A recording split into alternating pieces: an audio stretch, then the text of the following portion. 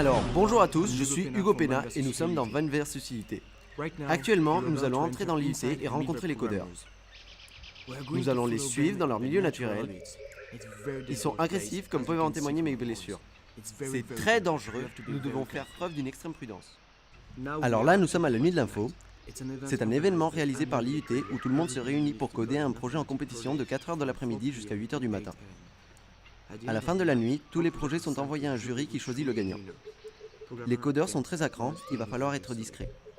Maintenant, nous allons adopter un super camouflage. Attention, il y a du mouvement. Des codeurs qui se dirigent vers nous. Regardez-les. Ils sont dangereux. Il vaut mieux qu'ils ne nous voient pas. Ouf! Heureusement, le camouflage a marché. Ici, nous avons le tableau d'affichage de toute la nuit de l'info, où les résultats sont en direct, actualisés toutes les minutes. Et nous pouvons voir les sites des différentes personnes participant au projet. Pour l'instant, nous sommes seulement à 4 heures après le début de l'épreuve, les sites sont assez brouillons. Nous allons devoir attendre quelques heures pour que les codeurs finalisent leur projet et aboutissent à quelque chose de grandiose. Nous allons ensuite vous montrer ce qui sert de prison, une grande salle d'examen. Ça sert de prison pour les mâles alpha. Nous allons les rencontrer. Actuellement, ils se détendent avec un peu de musique, habillés en Peter Pan ou Pierre. Ils ne nous remarquent pas. Allons-y. Regardez, nous pouvons voir leurs appareils de personnes d'une autre époque, d'un autre temps. Des GameCube, des NES, c'est vieux, ça sent leur enfermer.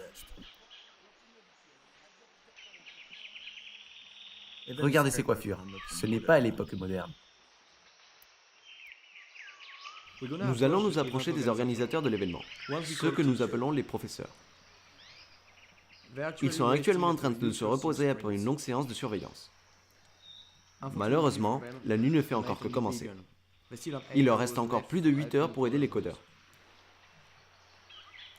Actuellement, ils testent un jeu. Voici le directeur, celui qui a organisé tout l'événement, ainsi que le professeur de communication, qui va vous apprendre à parler comme des humains, avec la langue française et ses expressions.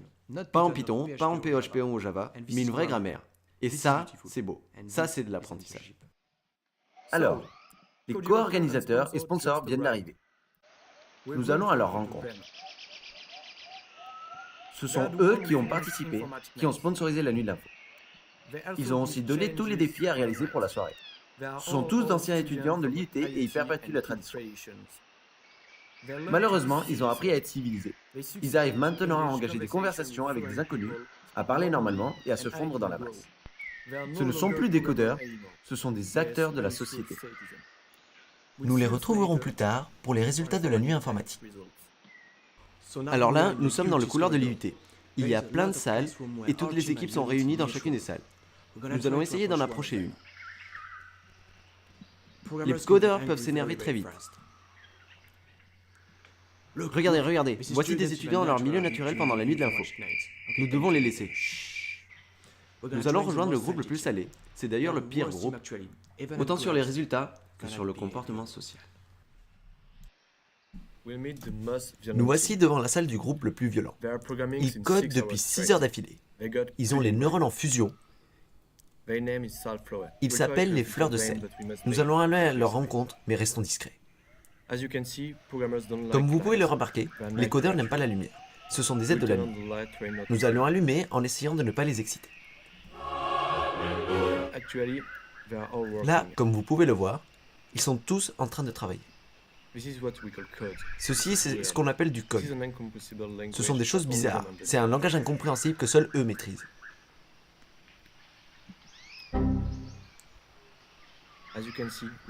Comme vous pouvez le voir aussi, nous disposons aussi de codeurs femelles, espèce très très rare et en voie de disparition. Seulement une dizaine sur 180 élèves, mais nous avons la fleur, la crème de la crème. Nous avons aussi des gens costumés, comme tous les jours en cours, évidemment. À l'image de Bear Grylls qui boit sa propre urine pour survivre, le codeur a besoin de café. Et ce, matin, midi et soir. Une énorme quantité. Il doit également disposer d'une alimentation très équilibrée pour entretenir ce physique de rêve à base de pizza et de fast-food. Très dur comme régime. Et là, nous arrivons dans la tête du groupe. Le mâle dominant, tout au fond. Il dirige tous les autres, leur donne des conseils. Nous allons essayer de nous rapprocher sans se faire remarquer.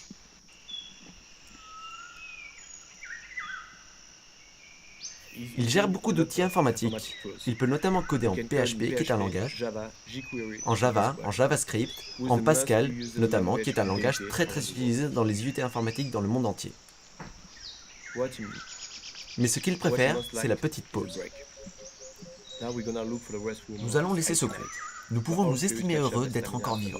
J'espère que le jour où vous tomberez dans cet environnement hostile, vous réussirez à vous en tirer aussi. C'était Hugo Pena pour Man vs UT. Heads up! Heads up! Here's another one, and another one.